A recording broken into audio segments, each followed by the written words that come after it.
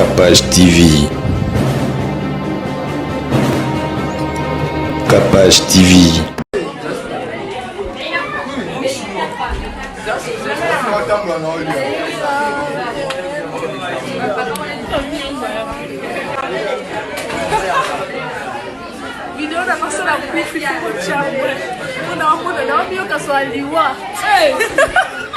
Pour la vidéo oyo eza likambo moko wana nazomona penda makila za ko intervenir mingi te mais nazomona esprit ya sacrifice eza na kati. Oui, mais parce que quand on parle de sacrifice on voit le sang, OK, mais mingi mingi eza condamnation. Vous savez mututu même mutalinya kufa et y a la plupart de sakaki c'était ça instinct on nzamba tcha na kati ya bato. Okay. Il y a certaines personnes qui sont comme moni likambo mabelinge comme la asanta. Olobi il faut que tant que ça bana l'école a bien pour ba banana bana bato bien ya bien mais batambo on déplace makambo eza ba initiaka pe bana de le bas âge. Bato belé le baza initié na ba science occulte ba initié bango na bas âge. Muta solo za chrétien on va passer te ote ya te. Maté ya tote ya bien te. Pourquoi? Parce que pour bandimi ba pese senga rato forcé. Or ce qui m'a fait fanda ki doctrine ya solo mais bandimi banga no pesa comme à la roulette. Ngana za contre ba prophète avo prier pour na mutu fa peso mbongo. Ebele. Na za contre pe to ko mema la Bible kakate mais to ko sala même ba démonstration mususu ba tabongo ba oka oka kalate. Ba pesa ka biloko bana na bamboate. Papa ni lo bani. Ba pesa ka biloko bana na bamboate. Réponse na moi. Ba pesa ka biloko ya bana na bamboate. C'est-à-dire quoi? Muto azoluka libala. Mais osa ko se faire marcher na mibali 3 4 peu osa de lango vidéo. C'est ça déjà moi. C'est-à-dire osa ignorant. Bible bengi batabongo homme animal. Sly with Rose vous offre ses meilleurs produits, les robes de soirée,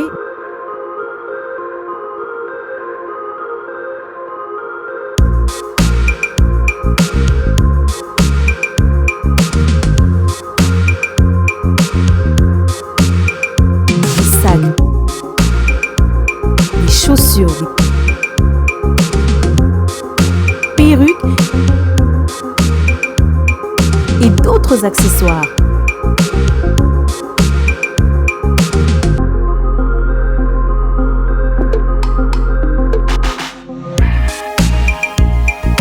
Nous sommes disponibles partout dans le monde, 24 heures sur 24 et 7 jours sur 7. Pour plus d'infos, contactez-nous sur +614 70 68 51 65 ou sur nos pages Facebook et Instagram. Sly with Rose. Capage Télévision, bienvenue chez nous. Merci à tous nos abonnés et la gloire revienne à notre Dieu, le Créateur, le Dieu Tout-Puissant. Grâce à lui, on respire. On a toute l'énergie, vraiment on est là pour vous satisfaire, pour vous remonter la morale. Bamsou baza na ba hôpitaux, bamsou baza ba malade, bamsou baza très grave. Mais nzambo aza juste, aza vraiment yemoko, éternité en éternité il restera Dieu. Tozo kende yazo tikala kaka. Biso tozo bongwana ye abongwana kate. Aza nzambe lelo lobi. Pe libela na libela yende toko kumisa yende toko netola ye toko pesa ye ba kombo nyonso o esengeli ya malamu. Merci en tout cas na ba o nyonso bazolanda biso boza ebele partout toko zona ba partenaire na biso nyonso avant tozo inviter na biso to landa ba spots publicitaire na biso boyende toko bana rosala na senga yango po baza ba partenaire nanga. Il faut bino pe ba botala rangai bochaka bango poa ba misusu bazali pe na besoin ya biloko songolo pakala à partir de ba sport pour ba nini eza nini soko bo raté ba kasi boutique bo komelinga nde bo komaka Capage na sampeli na ensemble là tu wana kasi azo chango combien na kopisa bino numéro na sepeli na ba robe soirée wana ba robe o événement wana Aurélie Dako azote kango combien na kopesa bino en tout cas merci beaucoup ba partenaire na biso poids et ça la bien tous on a ba sport publicitaire na biso et puis tozonga po to yamba invité na biso. Nous sommes dans un chantier dans la commune de Lemba où ce jeune répondant au nom d'Eric Makolo a été retrouvé en plein travail de nettoyage de ces bâtiments nouvellement construits. Avec une équipe très restreinte mais visiblement professionnelle, ce jeune a réussi à séduire plusieurs responsables des chantiers, bâtiments et meubles pour un nettoyage de qualité. C'est pourquoi il lance un appel à l'autoprise en charge à toute la population congolaise en général et à la jeunesse en particulier. La plupart des jeunes qui pensent que c'est dans la politique où se trouve l'argent. Tandis que si tu as un métier que tu maîtrises, ou soit tu es dans tel domaine, tu dois d'abord valoriser ce que tu fais et promouvoir ce que tu fais. Un jour, ça pourrait vous donner des bons résultats et puis tu peux aussi bien t'en sortir par rapport à ceux-là même qui sont dans la politique. Sur place, l'architecte de ces bâtiments livre également ses impressions. C'est un jeune avec qui je travaille souvent pour les travaux de nettoyage intérieur, murs, façade et tout. Donc il fait bien son travail, il est sérieux. Donc moi j'encourage ça, j'encourage vraiment cet entrepreneuriat des jeunes. Mon pépé, bien-aimé dans le Seigneur, amoureux de la bonne musique du royaume, retrouvez le single Benela du frère Héritier Songolo. comme à mon côté, épée ça me libiso. Une chanson qui vous accompagne dans des moments de prière et toucher les trônes de l'Éternel. Belela,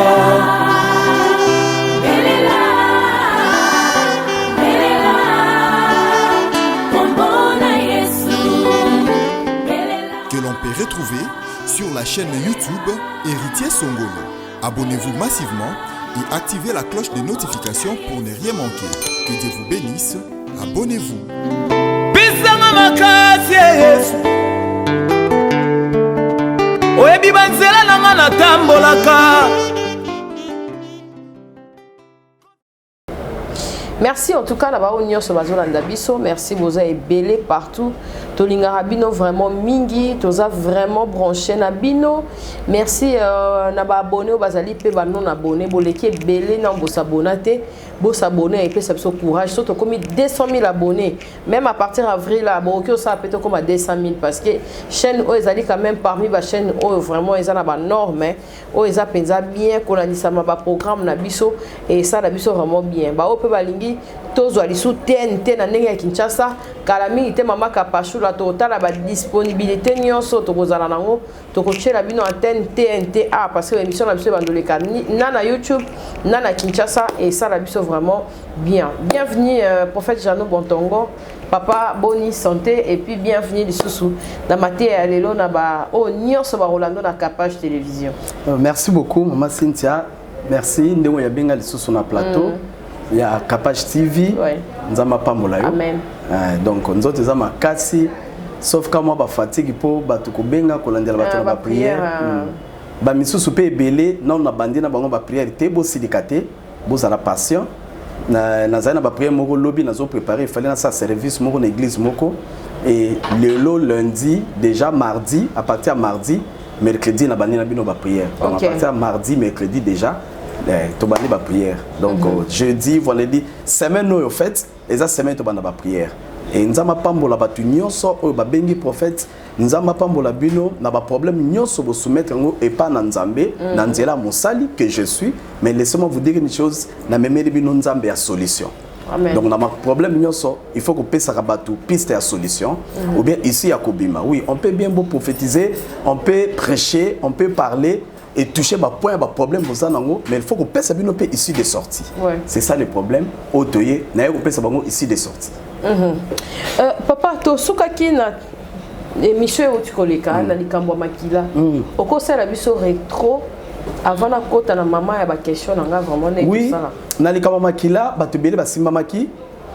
Ezala ki likambo 1, to bande ko lobela sur la transfusion d'abord ya makila. Et bandel zala ki ya ko zongi sabatu makila. J'ai une sœur à boti na poto. Tant azobota il a fala bota na césarienne. Na voix basse ezali soko simbate. Aïbsenga bino papa souvent ceux qui aux âmes noires et que ba qui sont l'opération ya césarienne et ça la qui même il fout ya batona et ya kebele. Ngabi peut-être ils ont fait ça pour pas foutre à belé ou quoi que ce soit. Ça la prototype bon ah. Mais effectivement. Grave. Voilà, ma casse comme ils sont très cher, voilà. alors on a habité nzambe asalaka ko simba mwana atana césarienne to kobondela problème biso eza simba mwana pour mwana abotami na voix basse na oya bibi na césarienne ba ka eloko moko amen nde sali que ser ba sengi bazongisa ye makila tant bazongisa makila même abinanga même pasteur na bango ateya bango na poto l'église avant bazongisa makila il faut babondela pona makila abi papa jano nzama pambola yo c'est une révélation bato bele baza ko ignorer nde azoki makila abandi ko déclarer ponango balobi mais mouton ndenge tozo elekisa une intervention chirurgicale mais azana courage à osambela asengi makila na ye oui ba pesa makila biango elle a commencé à prier pour ça et aujourd'hui asima mwana asa très bien pas zolanda émission nzama pambola ye. Merci tozaka na likambo makila wana tozwana no extrait ya vidéo oyo ya mwana ya classe Lusambo, si je ne me trompe pas, à Koufina, jeune fille, à mwana natif ya matete. Oui. Vidéo en école, tu précisais vraiment tes mains et ça lui passe. Mes parents lelo, dans le contexte, on a tout bête à casseter. Na bandina, maman na biso na déjà ça qui cache toi. Nzembo nzembo sika wana. Asala ki mo extrait moko que moi na lali na chambre à moni fantôme. Agangi maman et le bail est mingi. Ils ont interpellé les parents. Oh batika kabana suivi exact. Surtout dans l'école. Tout le monde est à Saint-Georges et si l'équipe est comme pipe. Or Kenza banga kala qui sa dimension oyo. Ba lobby ba jeune de barotonga mboka ya lobby. Mais jeunesse yango nde oyo nde diable azali ko sakana nango nzab diable azali ko baby ça le tata be kodim encadrement ezali la malamu te oui bana bazali trop sacrifié oui tous en vidéo wana papa et puis tozonga pour commenter lokola yoza mosali na nzambe to landana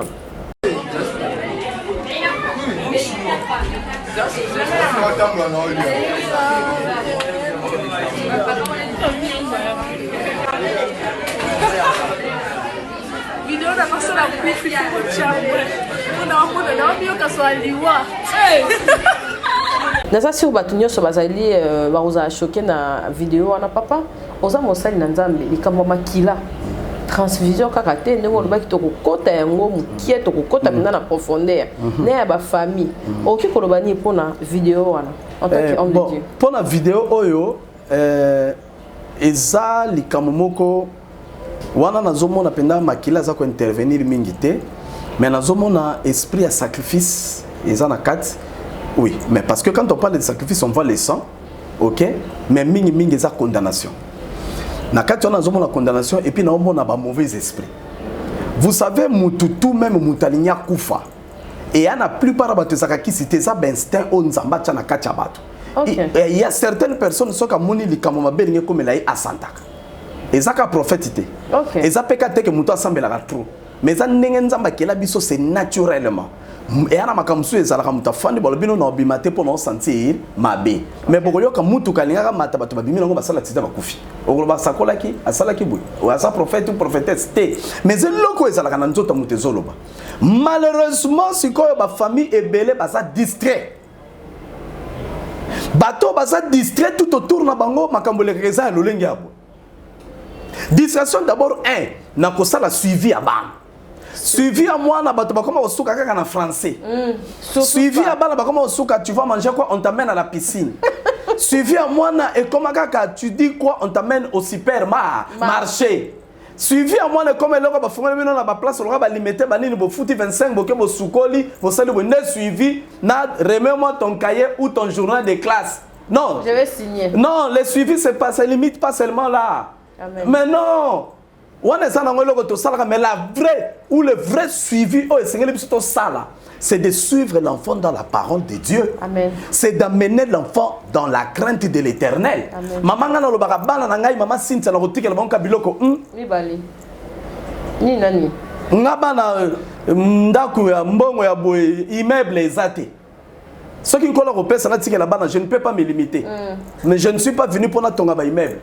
Mais lorsque les bossons ont tiré la balle dans la nzambe amen tout le monde a mis balé kelasi ok na nzela classe na nzambe oh yo parents sala te bana ba sala amen na nzela nzambe oyo bana bazwaki te yo zwaki te na classe ba kozwango. Amen. Lelo bato belé ba koma bato non na nzela classe mais na nzela nzambe. Amen. Mais to lobite que to négliger classe. Lelo bato musu pe na nzela bon nzambe akiparane penza te mais na nzela classe nzamba il vai. Amen. Donc et ça ba biloko mi balé héritage, il faut ba parents ba ça de la suivi na bana. Il faut laisser les enfants l'héritage ya nzambe na classe. Amen. Ce qu'on a nzambe, il faut biloko boy vidéo ti. La vie et la mort au pouvoir. Oui, non nzambe ozo tato la likolo ya nini ya bana. Olo baka makambu ya bien. Ngala bi mama moko soka zo finga mwana. Yo kizengi zoba zoba. Plus ozoba na mwana yo zoba o mayele te mayela mwana peso. Ezo kita. Et alors basi alelo o finga mobali no moko mais so bosoni na ndako finga ka njira liboso tuna ngani. Bula. Mobala pa kuma bula. Oh basi basa mikolo koma longa kuna batanga mibali batanga peyo ndumba okazane ndumba te aneka mutu esaleka moi on comprend to ça na biso bato emso moi faut pas moi ça parce que on est humain et mutu to ça mutu ça na berere ozolanda alors ko luka te erreur mutu o agravisa ngo luka erreur mutu o sala erreur insanini elongwa yo tango yebi mobali na sana mobula basa sala ka boyomba mo balilo batanga mibali batanga yo mais mobala balo longwa kuna ndumba akomisi ndumba bien parce que yo zotato lango mwana kizengi akomisi kizongi kitoko olingole ba zengi mwana onanda kozala mama na kizengi parce que yo zotato lango monoko mais na yebi mama mo kuna pa na biso kuna soka finga mwana ne tellement que akoma ko keba po aza spécialiste ko finga bana akoma yo olalo ba kizengi mayele yo mayele mwana pas comme mayele donc parent il faut prier sur l'enfant il faut déclarer maman yo ngozana otika la takolo na habité maman Cynthia maman Cynthia yani loko mo solo kelanga fréquentation bana ba habité et ana ba parents mususu na lobi fréquentation à moi d'abord ayebi ba camarade na été moi na habité agwe bendenge nga professeur na sala tuna ba pona beta da ba prof entourage moi na habité bika ses amis surtout moi na soka yebana na mutu moko azalaka na chicon wala tanku to ko beta da mute olobi il faut que tant ça bana na école bien pour ba na bana bato bien ya bien mais Batambo on a déplacé Makamboisa. Ba initiaka pe bana de le bas âge. Ba tebele le bas âge initié na ba science occulte. Ba initié bango na bas âge. Même sous ba para ba kotsa bango na makasi. Ya on moni na zongeli na lobi parent il faut le bara bien. Ba to ba comment répondre maman Cynthia le pour le ba bien pas mon les autres la punition. On est prière. Maman Cynthia est-ce que biga ba to ba zoka prière de quoi punition? Maka ebele. Aba na koloba nzambe na ku mission. A ozongo temps amoni fatiga afuka ma papa pardonner na mabia mon problème kilo tu peux commencer à déclarer sur l'enfant tant aux autres école où travailler malam dis au tirer la déclaration bonne application ko suka wana te soka mwana olobi pe maloba ya bien parce que tant mwana sokende ba camarade na ye bazona mingi ba la sorcellerie mikolo komi ba élève mingi ba na kindoki mikolo komi ba élève mingi ba initia bango o ayo mwana faut déclarer likolo na tala mwana ke na classe azol ba je sens la mort. Vraiment. Je sens. Nazoka solanini ya liwa. Effectivement, pe mon asanini a koufi. Dieu a parlé, mais entourage ne fallait pas qu'il s'aille. Ceux qui baningent les basala qui moko na basambe la kabamon, yango les saka passe. Pourquoi tu dis ça? Bien ba yebisi maman. Ba yebisi maman pourquoi tu dis a senti mort mais ba continue na loenge mon asanini a koufi. Voilà, ba parents suivis. Bolande la bana ne kodim. Bakota ke kodim. Like ça mon la Bible. Ceux qui bozo prier. Botika ba parole bosala koyambi passer les enfants sortez. Et belé. Ayambi mosala nzambe bana. Bobima. Ozina mwana musala. Papa mwana musala bima po yo kamakambu na ngai te. Nzoka le mwana musala nchor. Tika na prière prophétie bako personne na pembeni. Tika na prière azo moto. Détecté. Oh, tika na prière. Ko bimisa mwana musala te. Et ça na ko le protéger ye. Abiti. Abiti, Seigneur. Chasse la bimi. Nagala sikamoto. Tika mwana musala na prière. Oyamba papa yanda kona yo tika bango ba participer na prière. Amen. Pour prière on sala ke bazika moto bon la prière de seulement na musala comme fitolo pam pam. Ncho. Donc suivi na bana na mabondeli ko bondela ko déclarer ngana comme la sabana nga soka lingala fa. Soka lingala dodo a priaka. Mwana na priaka.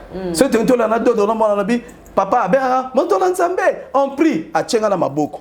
Derrière maboko mwana na osepela pour ça santage. A chenga loboko et sili. Donc c'est un peu ça maman Cynthia suivi na ba para mikolo yo ezate ezala na classe yo tala neti tout na ngani ekolo ba salaka vidéo o bana ba salaka vidéo ouais belo leka ni eleka ba changer combo balongo lycée oye kombo na wa kombo na wana ba pesa on sema ko soki toyo kana soki mapatano soki na bosse ba chango nzuzi ba kantima ba chango complexe indice bon malaka bo était témoignage c'est kenda c'est ça maman a to changer combo témoignage ne kenda yango na vie faut milengela po eloko précédent ka muté ça témoignage maman sinto kenda na ndako moko bolongo la ba ver koti sa radio wana yo kanisi ba koti sa po ekufite po yo ye ba bi koza muibi témoignage ne kenda zaneli témoignage na yo kenda za nini OK place mo moni ba tutu boya mbona keba c'est que témoignage ne kota liboso mais na ndenge ya mabe okomi place mo boye ba ebi ote me ba olengela o c'est que ba zoki témoignage ko za mutu malamu omona ka ba komo pela ba ebi saki bonge mutu boya ba mutu munene pe mutu malamu okomi buba olia nini yo yo bandiko bitu témoignage totamola bien pour témoignage précédent biso donc mama Cynthia eloko tozolo ba wana papa na kati ote olo bana kaka oyebi ke eloko pe koma makasi moni yango surtout na ba université oui na ba famille au mona muta nyokwa mi potanga classe mettant aussi ça va classe akufi papa ko lo bani pona yango condamnation au suivi pe ezaka na bana te na mikolo mona pas comme université wana eza condamnation OK wana eza kali kama suivi te pour na penati ka suivi là et raisonner pas ce qui nous sala suivi on les a suivi te tika boy eza bato ba sala ba sacrifice OK ba condamna bango ke boko tangaka te pe boko zoka bisa soki botangi mais bisala malonga te mama Cynthia aujourd'hui et na bato même na poto même en Afrique atanga mais pose musala passé akenda pas sala test a défendre à travailler ko le kabatu tout mais pas ba benga ba pesa musala mais muto abimaka na sima na ya sima set yende ba pesa musala mais ye muto tanga so diplôme pose musala problème c'est que ça bato na scène mai tanga basala ka hôtel ezana se ya mai na bazamba na mabulu po ba condamnation mingi sala ba cimetière te OK la condamnation ezala mingi milimo na mai ba africain mingi za mai zamba pe na ba savane na bangomba déplace pas ça la bouteille il y a condamnation si autant ba on na milimu babi OK biso bo pesa biso misala ya bien au moment mutu moko bazane villageois abandi ko teka café asoma ba immeuble na kini donc condamnation ba soka ba pesa ngonde ye atangi classité akara boy masimika mbongo ebele misala les ofulu fulu kisama mais muto yo ba botola ki condamnation akotanga ba université ba subon c'est aussi ça français na anglais alobaka français sur lobby biloko ebeli français akomi lokwa ndeko ayaka na ba livre pe son âme shaba français na ba livre mais po ba pese musala ezate yango moni muto bosoka tanga sisi monde spirituel o ekambaka famille elandi emonaka d'abord OK et elandaka te emonaka wale tozala na mama makila et contrôle la condamnation et contrôlaka et ba ke mutu telenga comme na mbongo et batalaka yango na mwana nzambe bilobi il y a plus de condamnation amen comme il y a plus de condamnation dans le livre de Romains na kati ya mukanda Romains 8 ce qui toke na Romains 8 place makambo efandi bible zo bana biso nini elobi il n'y a plus de condamnation il n'y a plus maintenant quand on dit maintenant c'est-à-dire tu es encore païen mais dès le jour aux obongo mana minute wana condamnation ça dissoute c'est-à-dire ba pesi yo clé Yakobo ya condamnation. Clé en zanini, c'est le pouvoir de Jésus-Christ quand tu reçois Christ comme Seigneur et Sauveur. Yamo moni batuna poto na Afrique boyo kanga. Makambo ezolanda yo lilaka. Osa muto benga mi vivre ngote parce que tu es déjà dans le Seigneur. Amen. Comment tu peux pleurer au moment où ça est en droit? Yango moni même ba pasteur lokuta ba prophète ba zo matela bino po boza ba ignorant. Tu t'ignores comme un chrétien ne peut pas mourir comme ça comme un pauvre comme un malheureux. Tu es un chrétien, oza est en droit. Oza na ba kitu ba pesa yo po olongwa kati ya boumbu ya famille. Amen. Et ça dépend de ce qu'on a yo. Il faut même la déclaration il y a Bible. Yo ka Bible lobi na mukanda ya Romains 8 to fungoli. Et lobi boy. 8 dans chapitre 8 verset 1 lobi. Il n'y a donc maintenant aucune condamnation pour ceux qui sont en qui? En Christ. Maintenant. Donc si tu étais païen, aux allez qui vivent une espèce de servitude. Mais tant au bon ami, esprit de servitude, il y a péché, il y a condamnation et l'ongwe. Au côté de la loi, et là, quand on a Romain 8, toké, yoka. Tant au bon ami, le bibou. Et vous n'avez point reçu un esprit de servitude pour être encore. Pour être comment? Encore. Yes. Na bon bouteille à libota. Amen. Encore. Ce que tu as maintenant, il n'y a donc maintenant aucune maintenant. Donc vous n'avez plus reçu un esprit de servitude pour vous toujours yoka. Vous n'avez pas reçu un esprit de servitude pour être encore dans la crainte. Muto azana vie à condamnation bangaka. Ce qui n'a sali mu bakoko bakolianga. Banoko, ya moni batu mingi bakoma vivre dans la discrétion. Aboy na ndako ne biloko chere kota surtout bandeko na biso ya bako ebele ce qui a bomba mapono ki bakolia yi. Bana kasi. Bana boy. Tu vis dans la condamnation au moment où tu as Jésus. Amen. C'est comme il habite. Délivrance c'est ça musika to luka ba pasteur. Yo moko comprendre qui tu es en Christ. Amen. Yo qu'est-ce que c'est en Christ? Babi tu n'as plus cet esprit là. Il y a condamnation, il y a servitude. Il y a péché, il y a condamnation, il y a loi makila. Pose en kobango, comme kobanga papa na lota kama be. Ben no prophète oui, mais na kolakiso na ba kilo na une solution. Il faut boya ngo. Donc oyebi e ana basi mususu batantaka mibale. Na mibale. Abi ke o master ya camarade nanga. Mais na tante kaka ko cédé to bimi na ye. Mibali ba mekaka. Omoni biso mibale. OK. To mekaka. Na ebi ke boye tali na ngongate. Mungai jano na koya n'espère regeta na bomoni mibali ba metenga mo pena mobali na miteka na kati ya humilité ya mais na lobino ne mibali bazala na meka ce qui peut moi ça fait mobali bimina oh ben oui c'est comme ça le diable atantaka achaka abi mutoyo azakisu ya biso te merci maman Cynthia mais na tante kaka po chrétien miye bakate amiye bakate atamola na bible matanga bible te Makasi. Asa yanto mebi batwa na été.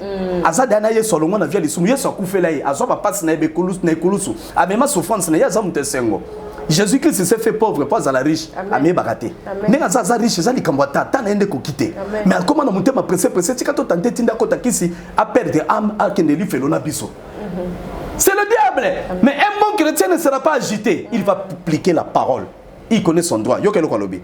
Abi pour être encore dans la crainte, mais vous avez reçu un esprit d'adoption par lequel nous crions Abba Père. Est-ce qu'on peut dire Amen? Amen. Abi, vous avez reçu un esprit d'adoption. Ça veut dire quoi? Adoptayo. Donc, Yesuko, biso comme baleka Yesu. Amen. Esprit d'adoption, c'est-à-dire muto yambi Yesu lokolo mokonzi pe mobiki ici. Condamnation, il ne fait plus passer partie de sa famille. Na niveau ya makila, a commis na famille ya Yesu. OK, tozo kende. Abi adoption. Tout na ba maître avocat. Muto ba adopter, ba adoptaka boité, il faut ba adopter maître avocat zala. Ba adoptaka devant justice ya mboka. C'est-à-dire yo mukolo mwana, ba bébé so bien moni mwana. Omoni na famille na bino zala. Omoni bo za babola. Omona boko so mata mutu kateni ndako. Mwana banda le lolongo ya yo, ba adopter a commis ya famille yo. Tango ba longolo na famille ya pauvre comme na famille ya riche, automatiquement qui pauvreté ya famille yo zala ke kolando lisute. Pas possible de signer, Yesu a signé acte, on a effacé acte de condamnation, a signé acte à bozui. Alors tout est accompli. Maladie, Yesu a fait sa solution. Pauvreté, Yesu a fait sa solution. Kozanga libala, Yesu a fait sa solution. Nyoso to lukaka, Yesu a fait sa solution. Si on lobby au longo na famille à pauvreté, au commis na famille à riche. Yesu yemo za riche. Yango bi lobby loi d'adoption. Si ko tango ke kuna, Nzambe n'est pas papa. Yesu ne moi mwana. Bozuya Nzambe ezesuka pona Yesu te. Mais comme pena yo. Yes, parce que adopté na famille. Amen. Tu fais partie de la famille du Christ. Amen. Oh God. Amen. Donc condamnation famille no wana benganga expliquer nga na yebi. Kindoki wana papa mari de no ya ndako po yebakate na yebi. Mais na ko rappeler mari de no ko mataka yo. Amen. Que vous allez sur la famille wala te. Amen. O comment la famille Yesu. Amen. Alors yo moko il faut tatolaka. Amen. Yo moko il faut lobaka. Amen. Akokima. Si na famille Yesu Yesu sa riche yo komi. Riche. Jésus-Christ a sa intouchable yo pe. Intouchable. Amen. Yesu akufaka na liwa maboka batu te yo pe moko fa liwa maboka batu te jamais. Bitumano ko le la gate pop armée céleste kokota yango. Amen. Nzamba pambolo mama Cynthia. Papa, merci pour la liloba ya kitoko. Toza na vraiment dans un an lisusu 10 minutes.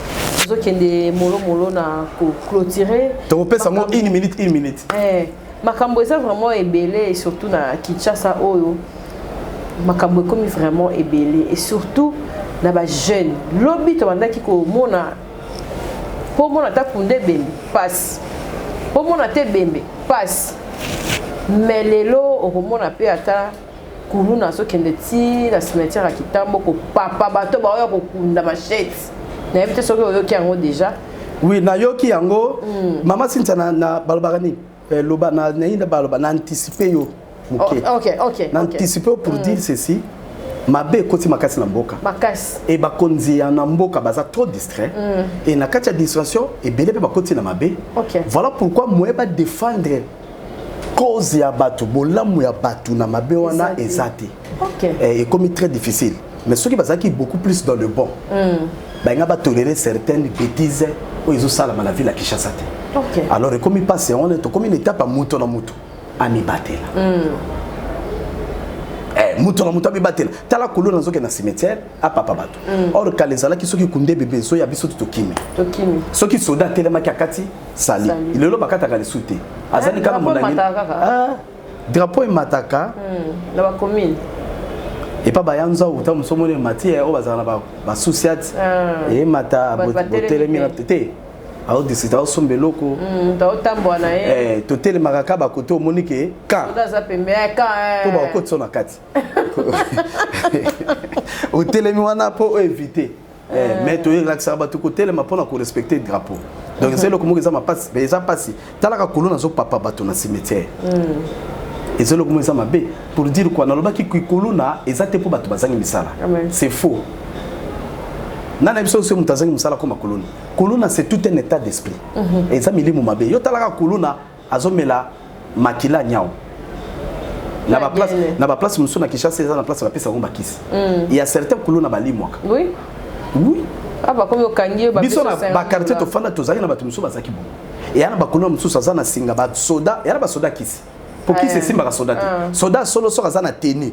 Tenu on a l'état représentant Nzambe babon de la pona oui soda to azana tenu bazora été mais le soda azana tenu sokuta kufi monopole là bazora soda te soda na tenu lokai et les kate c'est vraiment difficile surtout FARDC FARDC na tenu tenya ba soda solo ki soda na tenu et ça passe au simba été T et les kate bon comment l'inzanza makasi bon c'est-à-dire batu babuka ba interdit na ebisa ki yo ok ba soda ba fungola ba porte d'entrée olo sala musala comment que le boma batu o comment sala musala ba soda mingi ba comment ko plaquer batu ok olo sala musala bo kabele batu benduke bikilebe ba loro e fungwama yango ne pas nzambe bible lobby c'est nous qui donnons l'accès au diable biso mo ba tente pesa accès ne voyez pas de démons partout comportement batu misusu et pesa ka porte d'entrée pour Satan côté agir. Amen. Je te dis la vérité, plusieurs personnes comment se comporter ma bête des chrétiens et quand tu te comportes mal, yoka kanazana yesu, ozana yesu. Ozala kina yesu. Mon sauf fungola ba porte. Amen papa. Nazano ka place wana. Pourquoi baïb sarabiso na yoka eloko o muto na nzambe loko ozana rapidement que tangu o muto akufaka. Parce que te lobeli pe kufa ne bandeli. Tangu ba ko tshona libulu wana. Soko zaki moto malamu na ezo compter. Soki pozaki moto mabe na okande ezo compter. Pourquoi balobaka ke comme na dimension wana? Que moto soka za na bomo inde aluka elongi na nzambe. Mais oui, c'est clair. Moto aluka elongi na nzambe pourquoi? Parce que quand tu meurs, moto comme ko contrôler sur les nzambe. Et ça mokilité voilà pourquoi ngana zalaka contre. OK. Bato balobaka so moto akufi. Boko zala bino contre nga, mais tango boko fanda bo réfléchir. Mouta Zalasso Mouta Koufia le Bikende un peu, repose-toi un peu, la tête de l'ancien ça la légère, yon de l'obit. Mouta Zana monopole à Kolobana Mouta repose un peu c'est Dieu. Après les juges, oui, Bako Jigé yo, au salut ma belle Amoki, donc nous repose un peu. La tête de nos ancêtres te sera pesée, ça sera lourde chez toi. Et puis mingi bakene na séjour de mort. OK. Et auquel na séjour de mort place ya bateau yo bakufa mais na mabe. Banyoko maka en entendant jugement muta kufi na madame akende na séjour de repos. OK. Ce qu'on va tant kufa na mabe personne ça muta bakisi esprit na e ngaka soki balekisa ki e baluke tambolaka. Et ça campete. Ya omoni mutu mususu mona muta kufa zo sanini aolela. Yango omoni to na vimi balé. Oh ya bomoto na esprit. Siko soko kufi mabe ona nzamba ko côté yango na yokola ko sala malamu tango za na bomboy.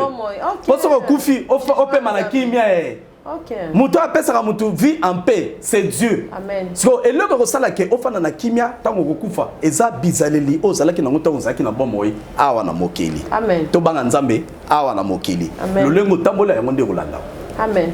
Moto nzambe tozala 2022 o tokoti yango. Est-ce que tokozala kaka na liloba oyo ezali année oyo bongola motema, année oyo ezaya yo, année oyo ya bisakoli, année oyo ya bo to mutu ye moko nde il faut abongisa. Année na yebisaka na bi année memarelo te. Mutu nde fo ya na eloko na ne. Amen. So eloko biso photo te la mama Cynthia. Ezane na année oyo soko travailler ki mabe année passée. Ozoki 10 fois, année ozo 20 fois. Amen. Donc mutu yo moko nde fo ya na style ya sika. Obi pourquoi mabe zo ebele? Parce que batu bazoluka année ele eloko au moment où ya zo continuer na mabe. Donc mabe comme isuma kasi pour niveau batu ba comme na mutema mabe. Niveau bato bakomi na bassesse d'esprit. Surtout wana. Maman, na Saint-Esprit sakini. Et puis au moment où mutu wana azofandela prière d'autorité. Na telemeli, o telemela nini? Mutu liboso ko telemela yo. OK. Non non, ki mutu sali peut-être na mi telemeli. Na comportement na ngai. Na mi tele Maman Cynthia. Na mi telemeli. Maman Cynthia. Oui, na lobango. Nzamba mona yo. Na telemeli kando zo yela nga papa. Loba nzambe na telemeli molimo kanda. Pe nzambe na mi telemeli bukangai. Osoka mutu osala prière na komo na Yesu na bukana. Seigneur, brise-moi. Moi, c'est moi qui je te dis la vérité. Prophète, il pasteur, oyoka zo la prière. Seigneur, brise-moi. Biso ba pasteur, ba prophète, ba apôtre, ba titre. Na sanza moto. Na sanza nguya. Ceux qui vont retanga ba prophète. Batanga denga. Place na koleka. Natika bilembo. Mais yebisa pen Seigneur, brise-moi. Amen. Brise-moi. Mais oui. Prière na comment bon Seigneur brise Jano. Amen. Pesa nga forme pour place na ken représentaka yo. Ta ba mo na nga baloba nzambe ye. Et pas moto. Brise-moi. Amen. Seigneur na ganga la mibali na tiko bukanga la mibali sala prière na. Bo sala kabasi. Papa na fioto na mibali na ganga la papa brise-moi. Je vous dis la vérité, brise-moi. Brise-moi. Nzambe, na fingisio trop. Na sengi batu mbongo na nenga mabe.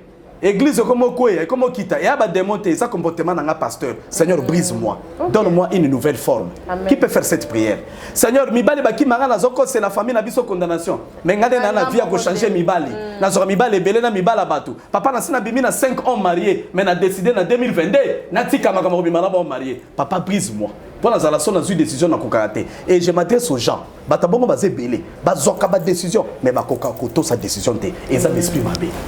OK. Papa lobeli kambo ko ya demande awa ya na senga mabe na senga.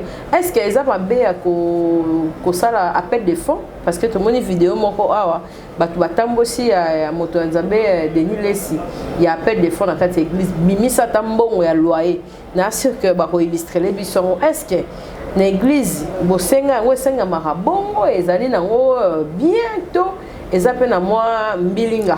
Na Bible, na opeso version na Bible, tango bazotonga temple. Mutasoko tonga temple wana ezaki David.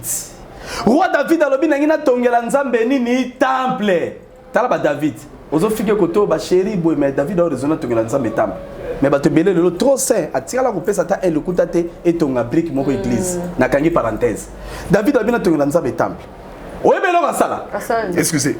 Azui bozui na ye nyonso atie biloko valeur na otongela nzambe mais alobi bo yoka azaki roi abi to ana posa ya ba offrande volontaire to ana besoin bato ba ko pesa volontairement a exige ki batute atinda ki batu non David atina bato na makasi te alobaki o ya tsepeli aya na bozune poto tongela nzambe ndeta nzambe alobaki ko tonga te bon boko neza na makila mwana na yo Salomon nde akotonga. OK. Mais David a sala ki offrande par force te na mwa ndamo kiyanki na ki judoka na kati boxer na mwa ndamo ya ba manière mabe bopesa bato zo ba bopesa faut voilà modestie. En français, on appelle ça la modestie de demander. Même si tu vas demander à Lingala, parce que les gens croient que quand tu demandes en français, tu demandes avec politesse. Tu peux demander à Lingala, mais na bon conde, na respect. Et ça m'a bête pour ça l'appel de fond par rapport à service moko quelqu'un qui a la mawapi na kati église oui. Et puis muto atonga volontairement, tika bato ba pesa volontaire. Yo loba, yaya. Muto solo za chrétien, on va passer te ote yate. Mate ya tote ya bien te. Pourquoi? Parce que pour bandimi ba pesa senga to forcé. Or ce qui m'a té fanda ki doctrine ya solo mais bandimi banga no pesa comme à la roulette. Mondimi nyoso yebi ke o asambelaka. Bayaka nzanda ko nzambe maboko pa maté. Oui mondimi yebi pasteur. Tia munwa na munoko. Ayebi. Yo so babo pesa $100 ndoko mondimi mo kayaka pesa 500. Si autant moto sengo ton église ba senga par force té. Ba proposaka. OK. Ce que ça na muta sepeli. A pesa pototo totonga. Otalisi bango pe so ki ba pesi. La qui ça bango ba dépense. OK. Bomoni kolono ekutaki autant. Maman, bandimi ba comment kolandela biso à la loupe. Réveil na moi au sala. On était wana za catholique na protestant quand. Le réveil est salamaka. Wapi. Ba église belé ça sérieuse. Eza belé oui, ba fa de ça administration oui. Na rotangelo église moko. Bon, je me permets la tang église. Permettre na tang église. Te zali. Wana kala na communiquer. Boye boye côté. Bo landelanga. Offrande baloba ngo na communiquer te. Te baloba ngana. Côté simbongo côté autant. Oui. Ah, qu'il t'y attend côté ici autant. Bon, ce qui yo lo bande kita bo kita côté ici autant. Yo lo bande maleme mama Cynthia. Na on a ça yo. Et à l'église. Et à l'église. Oui. On a ça le bébé. Amati. Bandimi misu bazona. Ako ofutela ndakuté. Si connaît ça pardon ba ben balan. Ba collaborateur na biso. Azana difficulté. Si yo visionnaire, il faut y communiquer montant. Ba ko kango kati na quoi. Oye beta dama mo. Et le côté si mo rebelle oui. Passer à Simibwe et côté si mutema babe. Et là bon salama na l'église o ifanda. Organisation ça.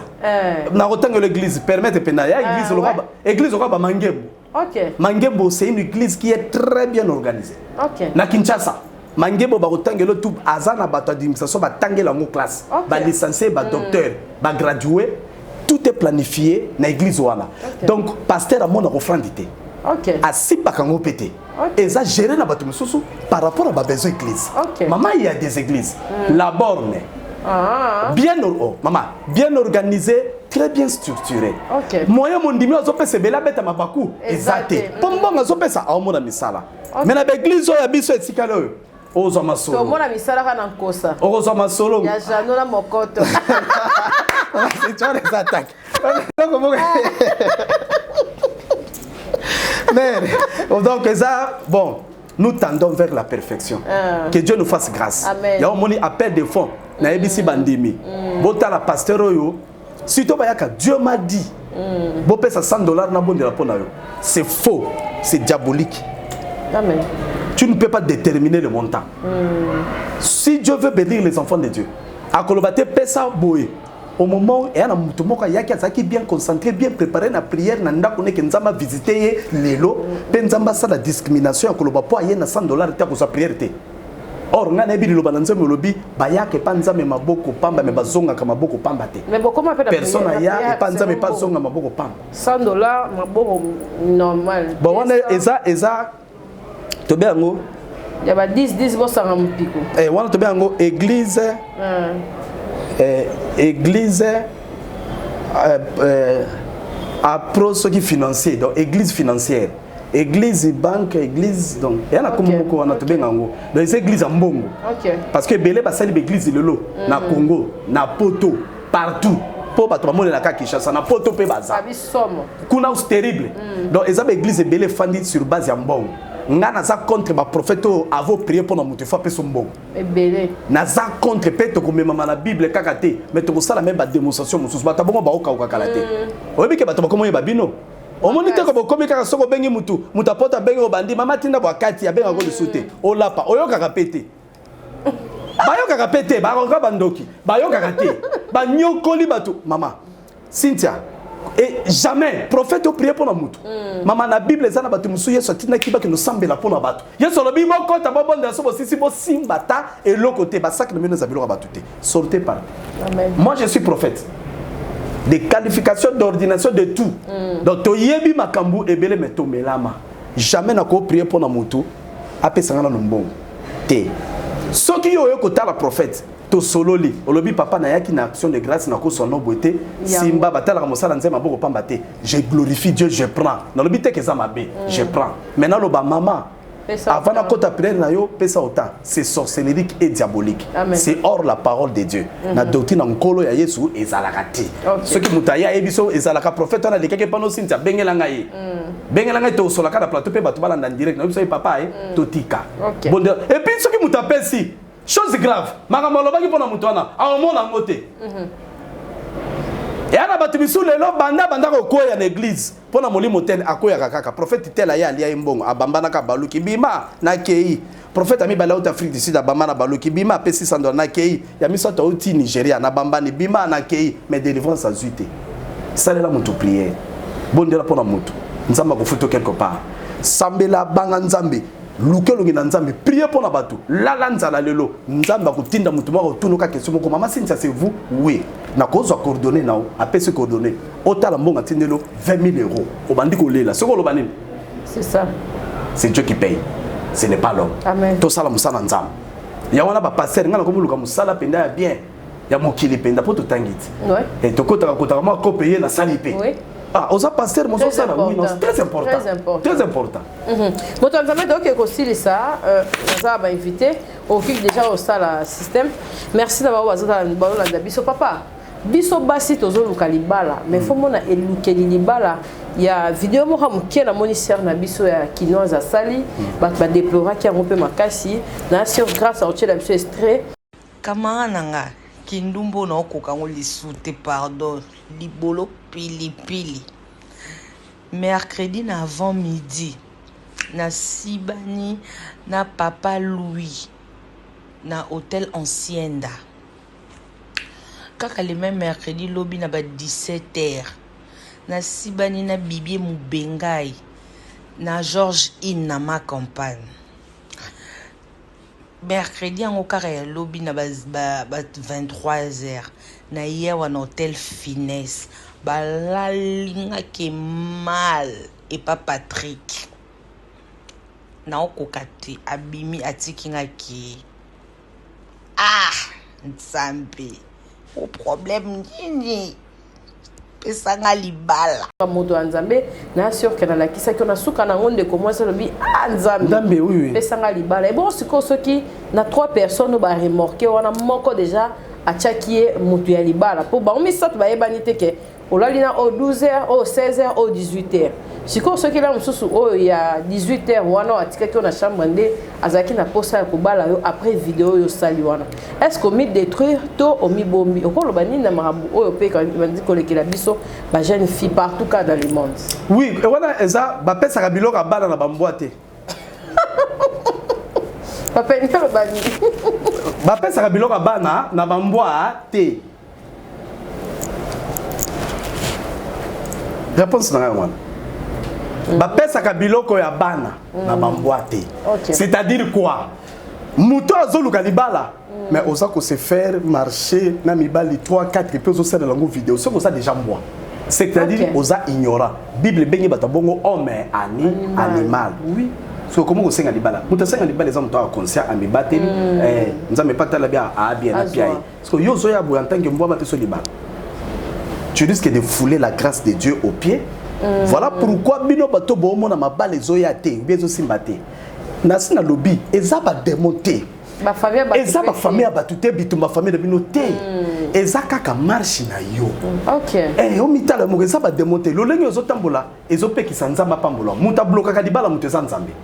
OK. Soko zo bala te eza nzambe nda boyo bala. Soko yebaka te na peso révélation lelo. Blocage à dibala na yo e nzambe. Batamokilité. Te Zanzambe. OK. C'est Dieu qui bloque. Mais mutaye bakate Zanzambe. OK. Est-ce que biko mutakanga ki kobota ane Zanzambe? Bible dit Dieu l'a rendu stérile. C'était qui? Dieu. Pas nini? Ala sa gloire. Amen. Ce qui lelo ana ba ke tango na bande kobota te ezaki muto na bande ke no kosambele pa na yepo pianga mwana. Mais nga na banana ko prier te. Très bien na ko ina. Loka zaki muto zaki servante ko ina nzambe te. Mais nga ikaka sambela te. Pa nga loba la personne qui est à la base.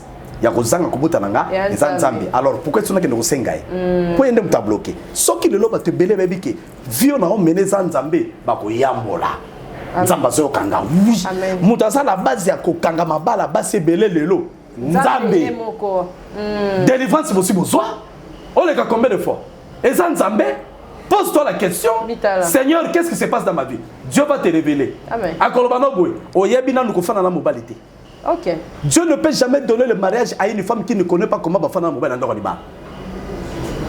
Oh, sinon, tu n'as pas suivi d'un chagrin.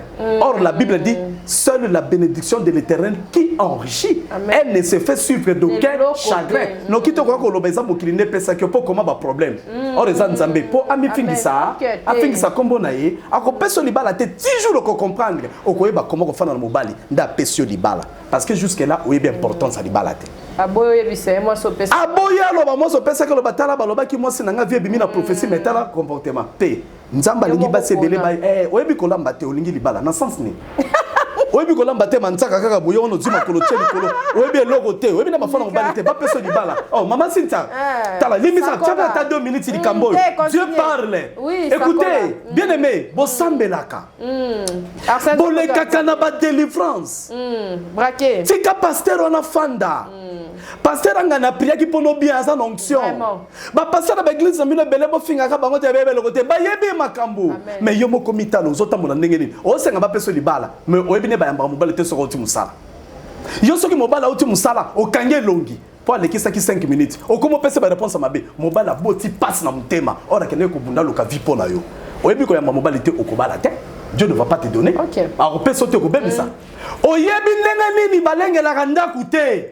Yoska maman lelo eza na basi mingi po mobala lia na poto ba moni eloko mo Donald soki Donald McDo soki Donald McDo soki McDonald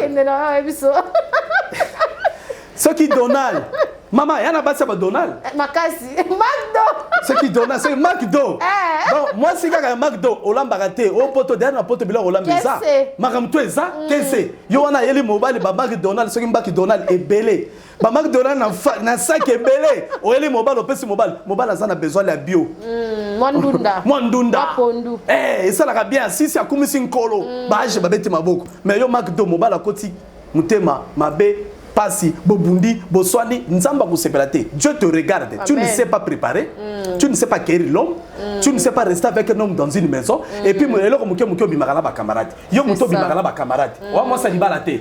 Oh la maramba mpo ba bengo. Merci. OK. Et puis place OK de musique. Okozwa libalate. Place aux OK de kuna. Oza o Bible lobi na mukanda ya Psaume 1:1. So tali na Bible na Psaume 1:1 Bible lobi. Et le bi kofanda kozala lokola muto asa kofanda na l'assemblée ba moqueur te. Ne t'assis pas dans l'assemblée de moqueur, mais fanda na bato malamu po oza lokola nzete o elona mi pembe ne bale e kaukakate parce que mai ezole sa yango yosko fanda na banani. Moi ça li bale mais tala bato fanda bango. Zo niveau. Ba tondi sa ba tatouage na nzoto. Moi ça li bale Zo siko niveau. Siko mobile na sa soki zo niveau siko. Siko mobile na soka sa, mobile na soka sa. Et aka pasteur te yo kan sa mobile za na besoin sa mobile malamu ka pasteur. Il y a des hommes d'affaires, ministres, ça na bureau, mais amuta bien. Amuta respect. Il fait que tu le respectes. Siko moi sina fana na baso ba toni sa ba tatouage tina dikosi. Moi ça libala na nzamba ko banga bi ngabi va demander ndakuti so nzamba mona ka lobby alobi tu ne mérites pas encore d'être une femme mariée. Le problème c'est quoi? Ce ne sont pas les démons de ta famille. Oso bima na ba démon famille, obima na condamnation, mais ta la marche no ezandegene. Nzamba moi peso libala na comportement boy et ati. Boy. Peso apesa botoli. Hein? Muso peso apesa botoli. Moïse idée. Yango nazo telemela bato balobaka. Pona nini libala ekufi c'est que bosambela kite botuna kinza mete nana yebiso soki libala ekufi ndeko loba nzamba zaki na kati te nzamba za na kati mais bon j'ai géré ma bé. OK nzamba za na kati mamoni moi ça comme na suka lokola yene mutansitu waki kaka yembo ko kosani aobo mango. OK oui ndeko moka tuna ngo na question abi papa makamolobi solo nzambe moko mutasangisaki yembo ko sana pouvoir osani ni akabola siko yo ndeko zawana libala na siko nzamba mono zome mama na bato mabe atiko ka mona bato kufa sana projet na akabola bino yango no moni Moïse nzamba lobi kota na terre pro promise mais tant akoma ki tetu désobéissant nzambe alongolaki et ana bato ebele nzambe ndapesa eloko nzambe ndapesa libala mais soki ekufi koloba te ke batunaki nzambe te batunaki nzambe mais moto ageraki yango mabe yango nzambe abotola apesa yango Josué yo moto ozo comprendre te yo moto ozomema botuta tolobi pasteur asalobaki eza libala na bapasteur oyo bopesaka bato basi il faut faire très attention na royal bino na émission pasteur opesaka bato basi et puis bobalisaka bato pasteur commissionnaire bokomi ebele ba pasteur commissionnaire à basi pasteur a commis commissionnaire à moi si et ça le rôle là moi dans Nzambe a commis commissionnaire il y a Lucifer c'est ça je ne dis pas la femme Lucifer mais l'acte que l'homme de Dieu est en train de poser c'est purement satanique parce qu'un homme de Dieu ne peut jamais être un commissionnaire à basi si au bino local la boza enseigné te ba congolais surtout et les africains en général ils sont pas enseignés surtout dans l'église mais enseignement à parole exact au monde a beau bon maboko na ba journaliste bo yambaka ba passer bon bon problème sérieux na Nzambe nzamba pa molo ba passer bon na mona bango ate ko la mona yo amen bible le dit celui qui sait faire ce qui est bien et qui ne le fait pas commet un péché ozo yamba passer ozo beta maboko a lo ba buzoba mais yo o passer buzoba ko ya makasi koleke o passer na buzoba o passer buzoba makasi ba mama bo changer ka comportement libala eza nzambe na boya peso libala po eta oyo a peso to kofingisa eti azo pesa baso ba koma mature baso ba koma mûr o batika makama ba camarade ba fana na bandako vraiment merci Motola Nzambe en tout cas message est profond et ça kitoko makasi toko si salon boyete na bi ke no bakse sous malili ya José Mulumba papa zotoka photo bakse sous split mususu mama Cynthia papa aimé ponda bakisa suka bakisa Boba que ça va split ce soir en tout cas papa azotoka mama Cynthia ba mama ba pambolio amen ba lobi surtout les kama makila alobi ba parents na bango ba occultiste ba bota bana bana na makila ebeba tozongela ngo bato ba kozwa délivrance ebele na kati papa to aussi ça boité to clôturer la prière et puis on loba liloba poto ngana zonga na clôturer liloba na lobi boye na yaki na solution liloba ezaka moko amen. Nous n'avons pas reçu un esprit de servitude pour être encore dans la crainte que famille Kanganga n'a saboué. Mais nous avons reçu plutôt un esprit d'adoption. C'est-à-dire Yesu Nzamba adopta biso. Donc comment ba co-héritier il y a Christ, héritier de Dieu. Amen. Tel que Jésus est, tel que vous êtes. Amen. Si Jésus est insaisissable, toi aussi tu es insaisissable. Amen. Voilà pourquoi j'ai béni un sataniste. Na pas molé à bon mata akutana Yesu aza anglophone aloba ngo na image alobi je hais Jésus je hais l'église batuni pourquoi alobi parce que l'église et les chrétiens ont trop de pouvoir dans ce monde tala niveau bien aimé tu es un chrétien on a pouvoir ébélé vrai sataniste ayebi yo pa banga kayo problème ezani soko kutena likamo akoti saka ko banga tango lengi a profiter tubi ko banga raté tu as Jésus tambola la tête haute, déclarer sur ta vie ce que tu diras, c'est ce qui t'arrivera. Na pamboli mutonyo salande émission. Na pamboli mutalande émission. Saint-Esprit merci parce que ba te belé na zoloba na poto ba na problème a mikanda. Ba tu misusu ba zoye ba avocat ba kozwate ba lobi ba avocat na poto mongo eleke belé. Mais nzambe yo za véritable maître ya ba maître, avocat ya ba avocat. Juge ya ba juge kota likama moko na komo na Yesu muto ayebaki muto akolobela ete azoye na komo na Yesu mama mukande pesa melio papa mukande pesa melo na kombo na Yesu kimia na nkolo elanda bino bisika bozwami nzamba éloigner maladie loin de vous yo muto ofandi na mbeto ozolanda prière oyo kaka place oza simba sikoyo parce que cette onction Yamaloba et qu'on saisir yo et puis guérison et qu'on la partage na yo. Laisse-moi te dire une chose, tu es Jésus. Jésus n'a pas la guérison, mais Jésus lui-même est la guérison. C'est que si tu as Jésus, c'est que tu as la guérison. Amen. Si tu as Jésus, c'est que tu as ce que tu veux voir ou expérimenter ou toucher. Mabale beleza kokufa. Yesu akuta na kati po ezonga. Amen. O eza nzambe. Amen. Na poto pe awa na mboka Afrique. Amen. Ba problème oyo et kabla qui vit na yo. Oh, je te dis aujourd'hui, en suivant cette prière, tu auras la solution au nom de Jésus. Tika nzambe na lola, azala nzambe na yo. Nebi ke ane oyo, okotambo la tête haute. ane oyo mutu moko te na famille na kokufa ni mwana na yo au contraire ane oyo oyo kota na ndako note ya bien ezokota pe ozo saisir yango. Je bénis cette chaîne qui nous a reçu. Tika ba invité nyonso bakoleka ah père bazala tromper na makila na Yesu et puis que le Saint-Esprit les accompagne. Au nom de Jésus je dis amen. Na pamboli ba travers nyonso siko. Amen. Merci papa Jeannot Bontongo d'être passé en tout cas. Merci beaucoup maman Cynthia. Deuxième place au faut à côté à Global Nzambe parce que ma comme kili na mokili makasi. Il faut vraiment Rosanna Batuloko la bino pour perdre ses makasi. Makasi. Merci na ba obalandi biso, merci en tout cas l'équipe ya Capage Télévision, beau s'abonner, beau aimer, beau partager l'émission. Papa sur la chaîne Karios, sur Robetka Karios et Bima na YouTube. Pour s'abonner, numéro na ezawana soki olingi lisusu ba détail ebele ou bengi moto na Nzambe ebisi na tala ki epa Mama Capage. Mot de passe yango wana moto na Nzambe na tala ki na émission ya Mama Capage. Bo benga ye en tout cas ba détail nyonso ye azana. Soko lebi Mama Capage semaine ngamoko na osimba moto na Nzambe pona évangélisation semaine o vraiment yo moko ebika ndenge salama. Kitunga est visible. Mais aux amours en Nzambe oyebika ndenge masolo mo salama a to ya ko senga te pesa kabela sala beauté mais yo mo so moni qui invité vraiment invité touché mo sa Nzambe azana no bengi yo so ngai. Merci, bye, à la prochaine, au revoir. Mon pépé, bien-aimé dans le Seigneur, amoureux de la bonne musique du royaume, retrouvez le single Benela du frère Héritier Songolo. Comme à mon côté, et ça me libiso. Une chanson qui vous accompagne dans des moments de prière et toucher le trône de l'Éternel. Belela, Belela, Belela, Bombona Yesu, Belela. Que l'on peut retrouver sur la chaîne YouTube Héritier Songolo. Abonnez-vous massivement et activez la cloche de notification pour ne rien manquer. Que Dieu vous bénisse. Abonnez-vous. Pisama makasi Yesu. Oyebi banzela nanga natambolaka.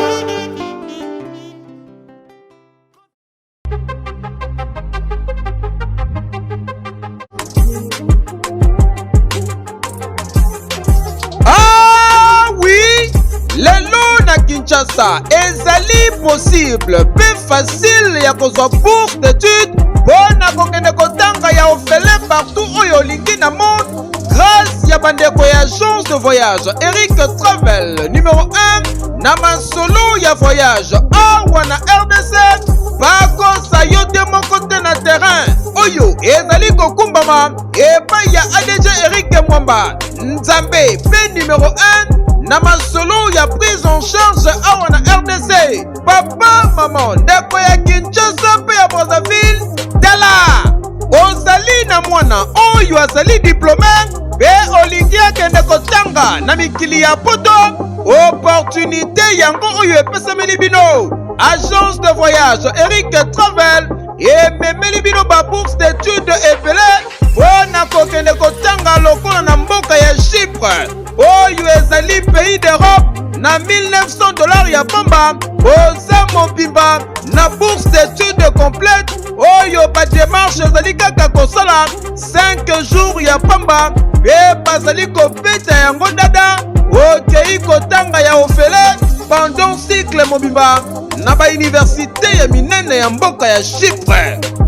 Bana Kinshasa bana Brazzaville tofongoli masolo ya ba bourse d'études donc eza possible lelo ozwa bourse ya Chypre oyo eza na $1900 tosaleli ba dépense nyonso ba démarche nyonso tosaleli du début jusqu'à la fin ozwi visa avec la possibilité ya kodefa billet en crédit famille d'accueil déjà tobanda yango kala tokoti sikoyo na Chypre donc famille d'accueil eza mobimba toyambi yo à partir aéroport tologe yo makambo nyonso bino ba étudiant bino ba nyonso bosilisi bozwi diplôme d'état année oyo et à ne pas oublier bino bato boza difficulté à passeport tolobaki yango déjà depuis 2019 donc eza possible na bagence Eric Travel nyonso na basiber café Eric ozwa passeport ya nyongo ofuti $50 tosaleli yo passeport oetikali ozopesa yango maleme surtout bino mpe bato boreba kobeta développerie donc boya déjà kodefa passeport pour profiter na ba offre oyo donc toza wana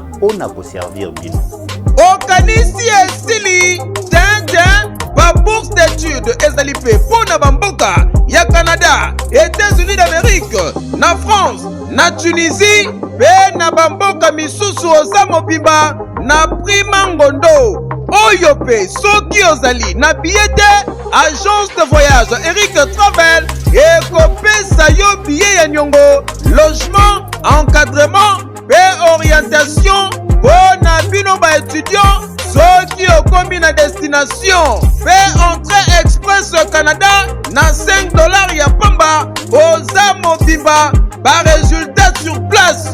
Adresse okokuta biso na Liberté 11e rue industrielle le KINPP na commune ya Masina, quartier sans fil en face ya robot roulage oyo ezwami na Kimbuta na Matonge na commune ya Kalamu. Tozali no loin ya maison communale ya Kalamu pe na rond-point Kintambo magasin okokuta biso entre Facebook na WhatsApp oza mobimba na agence de voyage Eric Travel. Voyager na facilité polobi na yo eleka lelo tika bapode batachokote biso tona bapode batachokote oya baba to bapembe olingi pembe ok mwindu olingi mwindu Ruth Beauté ayebisinga nazala ha place no zaka wana onga pena posetelenga na kier osalinga bien de singa Ruth bato batunanga pakola nini ozopakola nini mikolo na zao donc depuis na oti sida faut monter kana yindi mais na yindi te na pesi ko chocopo donc ça va produire Ruth Beauté ko savon noir quoi savon noir eza pona ba moi biso pe bata mwindu ti ba mwindu sala ngane zo longo za savon noir nikie oui donc ça savon noir so ko saleli yango elongola ba biloko wana et nourrir peau voilà bato o bazana ba moni ke mabumu et sala ndenge bate yango ya Ruth Beauté ezali o bandele yango chaque soir bato bazana ba bouton belé sala wana manjare o eza pona ba bouton eza pona nduta bazana ba nduta bo consulter Kapashula bo consulter Malika Manya boyi kozwa ba produit et moto bazana na kuna bato kini basomba na kini parce que tona ba kisi nyonso ya ba fesse po ya minene ezali tika boy poitrine neti yo boy eza mibali muso alinga mwasi na mais buna eso ezaka mwasi poitrine za minene voilà lèvre ya mbebo neti ba musicien balinga ba mbebo ya rose ba garçon o en tout cas retifa aider biso ba biloko ya modèle ngalinga na tena mwindu bona za moi c'est mieux que na tchelo côté na ba lèvre eza ba lèvre là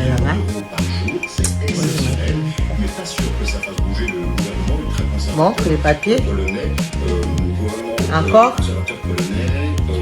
manque les papiers voilà beauté rose parce que même ba jeune belé ba quartier o ba kuma benda ba bemba ozo likoti ya Pepsoda eziki si yo mbebo longo ba potentiel ba pota oyo golongolo perosize ki sote oyo eza okopakolango na ba fesse na yo na ba katikati na biso ya ba fesse neti soko sokoli ndeti ba ba journée mo eza ba intimité ba fille ya ba poitrine ya minene makasi na bozwa aba tozali nango bobenga poitrine o mobali na wa mesa na solo nzoto na o solo nini oyo zo mesa ntia mobali c'est ça solo nini il faut tengo na katikati ba nini omoni ba lèvre na mbuma biso ase otia yango pene likolo nango wana c'est un inconvénient exact parce que c'est naturel tout pour na bolingo pour ba fille ebele balinga bolingo ba fille ebele o mona remo bali remorquage na mo ka sa ko ka ba moko te il faut o asa ko ka deux fois c'est là tout papa yo ka ko goûter c'est ça ba bébé ya Ruth Beauté yango et tout ça nango déjà na marché o yaza na besoin nango contacter Kapashula ou contacter Josman ya Malika pour vous avoir produit ba numéro na biso ka ba o ba ebi ba numéro na biso mais to tchape numéro ya Kapage TV. Kapage TV.